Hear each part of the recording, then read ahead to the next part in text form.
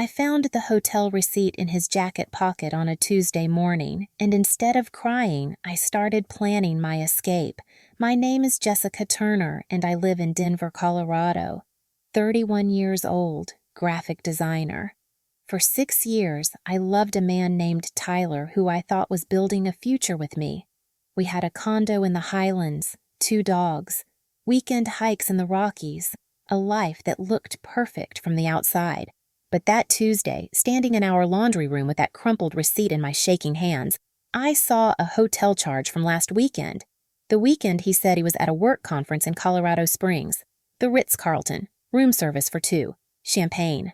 I felt my stomach drop, my chest tighten, but I didn't scream, didn't confront him, because I knew Tyler. I knew his ego, his arrogance.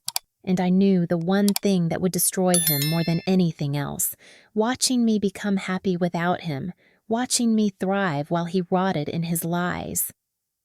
So I didn't say a word. I just smiled when he came home, kissed him like nothing was wrong, and started building my exit in complete silence. I didn't check his phone, didn't hire a private investigator, didn't need to because I already knew enough. He was cheating, and instead of wasting energy proving it, I was going to use that energy to transform my entire life while he watched. I started small. That same week, I joined a boutique fitness studio in Lodo. Hot yoga and strength training at 6 a.m. Tyler never woke up early, so he never noticed I was gone. I started meal prepping, drinking more water, taking care of my body in ways I'd neglected for years. Within 3 weeks, I'd lost 8 pounds. My skin was glowing. My energy was different. Tyler noticed, asked if I was doing something new. I just shrugged and said I felt like taking better care of myself. But I wasn't just working on my body. I was working on my career.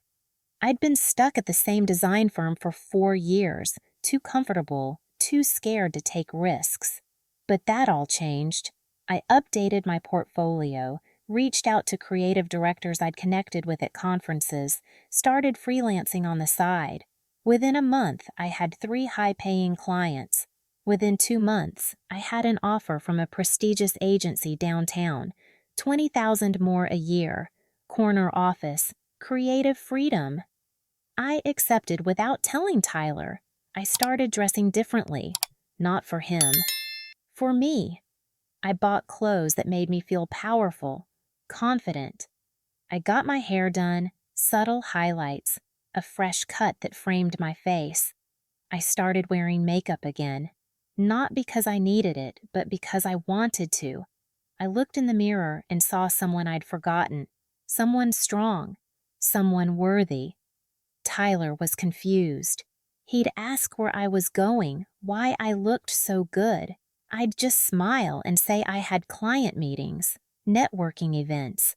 He couldn't say anything without revealing his own suspicions, without admitting he'd noticed I was changing. So he just watched, quietly, nervously. Then I started going out. Not with him, with friends I'd neglected. My best friend Rachel had been inviting me to things for years, but I'd always said no because Tyler didn't like her boyfriend. But now, I said yes to everything. Gallery openings, rooftop bars, weekend trips to Breckenridge. I posted pictures, not obsessively, just enough. Me laughing, me hiking, me living.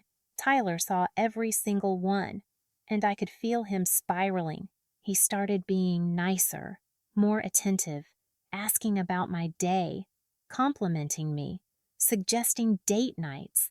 But it was too late, because I didn't need his attention anymore. I didn't crave his validation. I'd found it in myself. 3 months after finding that receipt, I'd completely transformed. I'd lost 20 pounds. My career had exploded. I was making more money than Tyler for the first time in our relationship. I had a social life, hobbies, confidence, and he could see it slipping away, could see me becoming someone he couldn't control, someone who didn't need him. That's when he started getting jealous. asking who I was texting, where I was going, why I was always busy. I'd just smile and say I had plans. He'd ask with who. I'd say friends. He'd push. I'd shut down. And the more distant I became, the more desperate he got. Then came the night that changed everything. I was at a networking event downtown, a gallery opening for a photographer I'd collaborated with on a freelance project.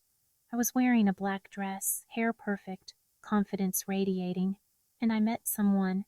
His name was Ethan, an architect, funny, kind, emotionally available. We talked for 2 hours, just talked, but there was a connection, real, electric. He asked for my number, I gave it to him. Tyler called me 17 times that night. 17. I didn't answer once. When I got home at midnight, he was waiting, angry, demanding to know where I'd been, who I was with, why I wasn't answering. I looked at him, really looked. This man who'd betrayed me, who'd lied to my face for months, who thought I'd never find out, and I felt nothing. No love, no anger, just emptiness. Tyler, I know you're cheating on me. His face went white. What? No, I'm not. Why would you? I held up my hand. I found the hotel receipt 3 months ago, I know. I've known this whole time.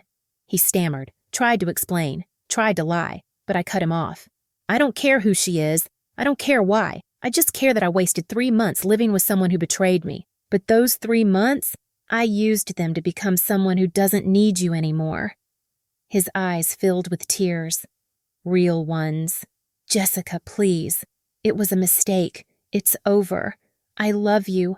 I'll do anything. I grabbed my keys. Tyler, I'm leaving. Tonight. I already signed a lease on a new place. My stuff will be out by the weekend. You can have the condo. The dogs can stay with you until I'm settled, but we're done. He grabbed my arm. You can't just leave. We've been together 6 years. You're throwing that away? I looked at his hand on my arm, then at his face. You threw it away the second you checked into that hotel. I'm just finally picking up the pieces. I pulled away, walked out, and never looked back.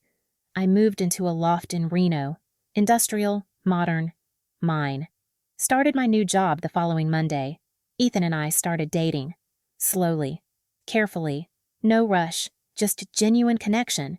And for the first time in years, I felt seen, valued, chosen. Tyler tried everything, called, texted, showed up at my work, sent flowers, letters. But I blocked him completely because I didn't need closure from him. I'd already given it to myself. 6 months later, I ran into him at a coffee shop in the Highlands. He looked terrible, thinner, tired, alone. He saw me with Ethan, saw how happy I was, how radiant, how free, and his face crumbled. He tried to approach. I just smiled, polite, detached, and walked past him like he was a stranger, because that's what he'd become. My revenge wasn't loud. It wasn't dramatic. It was quiet, strategic. I didn't destroy his life. I just built mine so completely that his betrayal became the catalyst for my best life. And watching me thrive, that destroyed him more than any confrontation ever could. He cheated. I changed. He panicked. I flourished. And the jealousy? That was just a bonus. Because the real victory was realizing I never needed him to be whole. I just needed to remember who I was without him. If this story resonated with you, hit that like button. Drop a comment and tell me what you would have done differently.